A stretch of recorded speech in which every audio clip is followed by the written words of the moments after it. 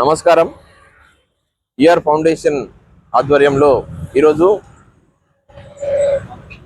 చలివేంద్ర కార్యక్రమానికి ఇచ్చేసినటువంటి మా యొక్క ఫౌండేషన్ సైనికులందరికీ కూడా ఈరోజు వేసవి కాలం స్టార్ట్ అయిపోతుంది. ఎండలు మండిపోతున్నాయి. తెలియదు 45, 46, 47 డిగ్రీల వరకు కూడా వెళ్తున్నటువంటి ఈ తరుణంలో ఆర్మూర్ మామిడిపల్లి చౌరస్తాలో ఇక్కడ ఒక బస్ స్టాప్ ఉంది. ఈ బస్ స్టాప్ దగ్గర చాలా మంది ఎండకు వెయిట్ చేస్తున్నారు. అందరికి తెలుసు డిహైడ్రేషన్ అయిపోతుంది. పేదవాళ్ళు, బాటసార్లు, ప్రయాణికులు ఎవరికైనా కానీ చాలా ఉపయోగకరంగా ఉంటుందని చెప్పి మా మిత్రులందరూ కూడా అనుకొని ఇక్కడ ఒక చలివేంద్రం ఏర్పాటు చేసినాం మేమందరం కూడా. కారణం ఏంటంటే అందరూ చెప్పడం మట్టుకే ఉంటుంది, కానీ ఎండలో వెళ్తున్నప్పుడు తెలుస్తుంది ఇన్ని మంచినీళ్ళు ఇస్తే బాగుంటుంది అని చెప్పి. అటువంటి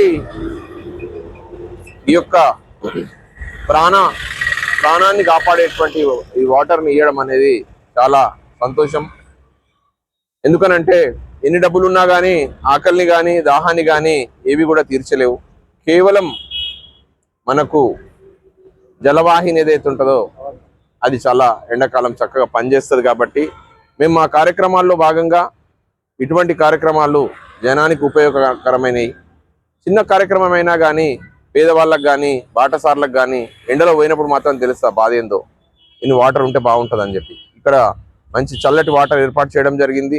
ఈ కార్యక్రమంలో ముందుగా మాతో పాటు అందరికీ కోఆర్డినేట్ చేసినటువంటి రాంప్రసాద్ అన్న, రామచందర్ అన్న, దినేష్, నవీన్, వినోద్, గంగాధర్, చిరంజీవి, రామచందర్ అన్న, రవి మరియు కేతన్ ఆప్కనా భరత్ కుమార్ జీ, సమద్, వీరందరూ కూడా కోఆర్డినేట్ చేస్తూ ఇక్కడ నిరంతరంగా కొన్ని నెలల పాటు ఈ యొక్క కార్యక్రమాన్ని అండ్ ఈ యొక్క వాటర్ ఫెసిలిటీని ఏర్పాటు చేయడం జరిగింది.